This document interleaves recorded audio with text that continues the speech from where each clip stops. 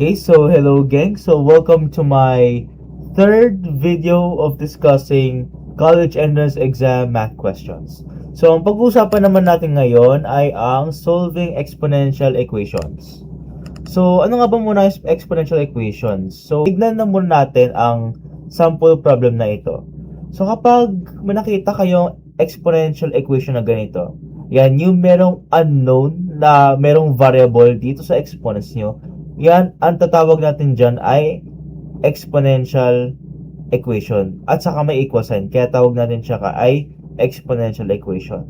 Okay. So, for this sample question is we're gonna solve for x. So, tignan muna natin ang problem na ito. So, para mahanap natin um, yung, yung value of x, kailangan natin tignan muna ang bases.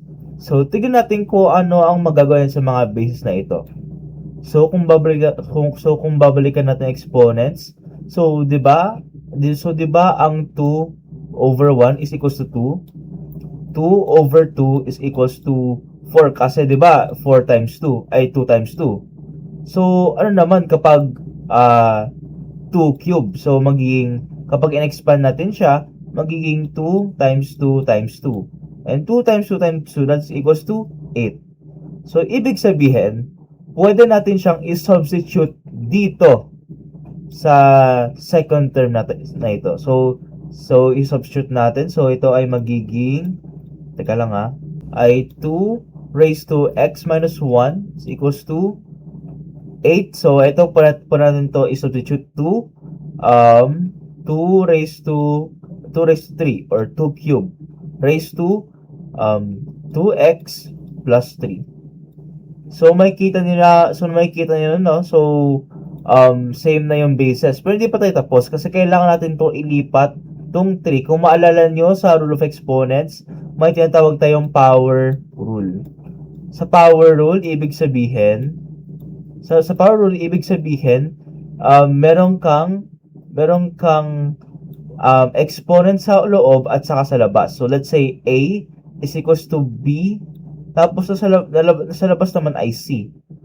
And that is equals to A raised to B times C. So ibig sabihin sa power rule, kapag may nakikita kayong open na parenthesis na meron na sa loob ng parenthesis niyo may dinadalang exponent ang base ninyo, at saka sa labas naman ng parenthesis niyo ay merong exponent. So nasa labas yung C. So ibig sabihin, multiply nyo sila. So in this case, in our sample problem, i-distribute natin tong 3 sa 2x at saka sa 3. So ano yung magiging kakalabasan niya? So 2 raised to x minus 1 is equals to 2 raised to 6x plus 9. Okay. So since meron na tayong common base na dito, and they are equal, so pwede natin sila i-cancel out. Cancel out na natin tong bases kasi equal naman sila eh. Meron na tayong common bases. So ang gagawin natin is tatanggal natin tong common bases. So magiging x minus 1 is equals to 6x plus 9. Ayan. So okay na tayo. So, ang gagawin na natin is mag-transpose na tayo para makuha natin na yung mga like terms nila. So, etong 9 ilipat natin dito at saka yung x ilipat naman natin dito. So, ibig sabihin ito ay magiging 5x. 5x is equals to negative 10. So, divide both sides by 5. So, cancel out natin yung 5. So, mamatita na lang is x is equals to negative 2. So, this is your final answer. So, therefore, letter A is your answer. Hindi pa tayo tapos kasi meron pa tayong isa pang sample problem. So, ito pa isa pang sample problem.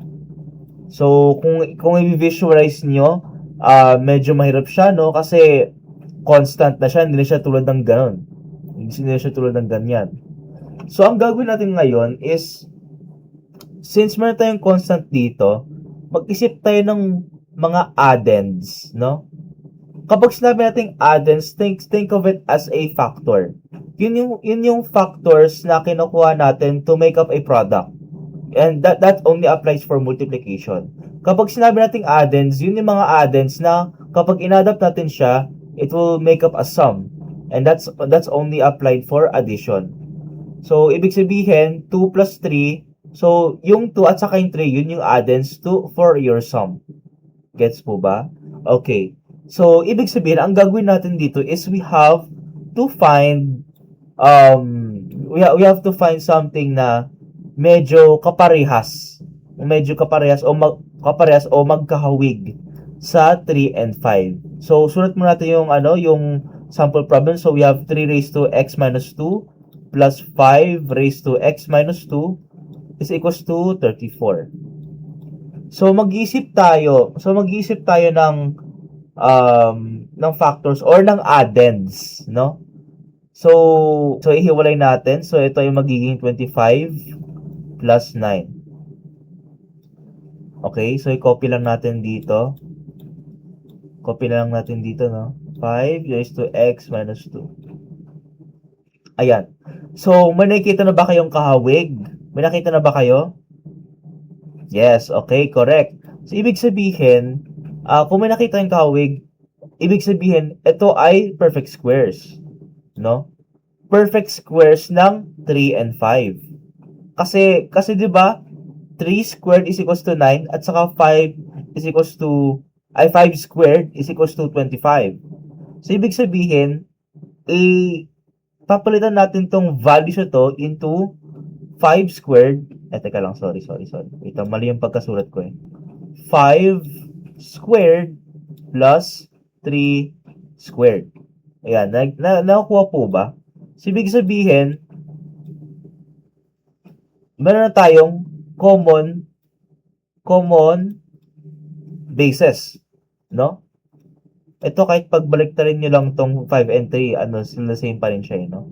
Pero yun nga, may natin tayong common bases, no? So, pwede natin siyang tanggalin, di ba? So, tanggalin natin itong lahat ng mga bases to. So, ang matitira na lang is x minus 2 plus x minus 2 is equals to 4. Kasi 2 plus 2 is equals to 4. So, combine like terms. So, magiging na lang siya. So, actually, since doubled naman siya, i-simplify na natin, no? So, tanggalin na lang natin to kasi they're identical. So magiging x minus 2, no? So, ang side? So, magiging x is equals to 4. So, check natin kung may mga natugma ditong answer. So, ito yung C. Yung natugma sa value of x. So, this is your right answer. Okay, so thank you so much for watching this video. I hope you learned something. So, about sa pre-cal, I've been planning and I'll be posting very soon in a few days. So, thank you so much for watching. Like and subscribe, and I hope you click the notification bell, comment kung ano yung mga suggestions yung na pwede kong i-topic. So, yun lang naman. Like and subscribe. Bye. Professor Lumi here.